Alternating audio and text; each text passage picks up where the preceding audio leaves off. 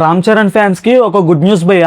RC-17 సినిమాకి సంబంధించి ఒక ఇంట్రెస్టింగ్ అప్డేట్ అయితే వైరల్ అవుతుంది. ఆ అప్డేట్ ఏంటన్న దాని గురించి ఈ వీడియోలో మనం మాట్లాడుకుందాం. Hi hello welcome to our YouTube channel సినీవేరా. మన ఛానల్ ఎవరైనా ఫస్ట్ టైం విజిట్ చేసుకుంటే సబ్స్క్రైబ్ చేసుకోండి, లైక్ చేసి వీడియో స్టార్ట్ చేయండి. ఇంకా లాగ్ లేకుండా మెయిన్ టాపిక్ లోకి వెళ్ళిపోదాం. అసలు RC-17 సినిమాకి సంబంధించి ఆ ఇంట్రెస్టింగ్ అప్డేట్ ఏంటంటే, ఇంతకు ముందు సుకుమార్ గారు రామ్ చరణ్ గారు కాంబినేషన్ లో వచ్చిన సినిమా పీరియాడిక్ సినిమా. కాకపోతే ఇప్పుడు వీళ్ళ కాంబినేషన్ లో రాబోతున్న సినిమా మాత్రం ప్రెసెంట్ టైం లైన్ లో లేదా ఫ్యూచరిస్టిక్ టైం లైన్ లో ఉండే ఛాన్సెస్ ఉన్నాయని టాక్. చాలా అల్ట్రా మోడర్న్ స్టైలిష్ లుక్ లో రామ్ చరణ్ కనిపించబోతున్నాడు అంట. అండ్ ఈ సినిమాకి సంబంధించి ఇంకో క్రేజీ రూమర్ ఏంటంటే, మనకి రంగస్థలం పేరు గుర్తుంది కదా, సమంత రామ్ చరణ్ మధ్యన ఉన్న ఆ లవ్ స్టోరీ, ఆ కెమిస్ట్రీ ఏదైతే ఉందో సేమ్ మళ్ళీ అది రిపీట్ చేద్దామని సుకుమార్ ప్లాన్ చేస్తున్నాడు అని చిన్న టాక్ వస్తుంది. కాకపోతే సమంత ప్రెసెంట్ మెటర్నిటీ లీవ్ తీసుకుంది. తను బేబీ డెలివరీ చేసిన తర్వాత ఎంతవరకు సినిమాలు చేస్తుంది, ఎంతవరకు సినిమాలు చేయదు అన్నది మనకు తెలియదు. కాకపోతే తన ప్రొడక్షన్ హౌస్ లో తన సినిమాలు చేస్తుంది అన్నది మాత్రం గ్యారంటీ. లేడీ ఓరియంటెడ్ సినిమాలో లేకపోతే ఏదో చిన్న గెస్ట్ అపిరియన్స్ లో మాత్రం కన్ఫర్మ్.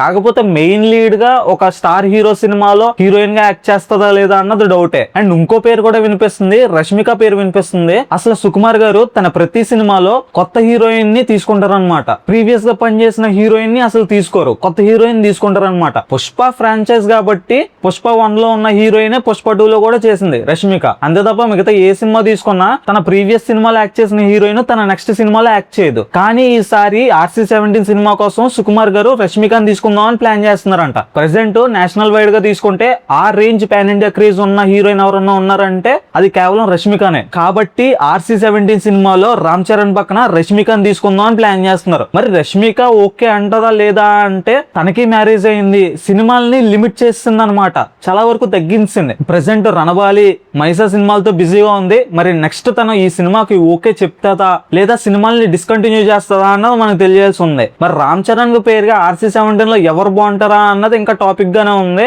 అండ్ ఇంకో క్రేజీ అప్డేట్ ఏంటంటే, ఈ సినిమాకి సంబంధించి ఫుల్ స్టోరీ కంప్లీట్ అయిపోయిందంట. ప్రెసెంట్ ప్రీ ప్రొడక్షన్ వర్క్స్ జరుగుతున్నాయి. అండ్ వెరీ సూన్ ఈ సినిమా కూడా సెక్స్ మీదకి వెళ్లే ఛాన్స్ ఉంది. అండ్ ఇప్పుడు దాకా అన్ని మంచి అప్డేట్లే మాట్లాడుకున్నాం కదా. ఒక సాడ్ న్యూస్ ఏంటంటే, RC-17 తర్వాత రామ్ చరణ్ బ్రేక్ తీసుకోబోతున్నాడంట. తన నెక్స్ట్ లైనప్ మాత్రం కొంచెం క్రేజీగా ప్లాన్ చేసుకోవడానికి కొంచెం గ్యాప్ తీసుకుని ఒక మంచి లైనప్ తో రావాలని అనుకుంటున్నాడంట.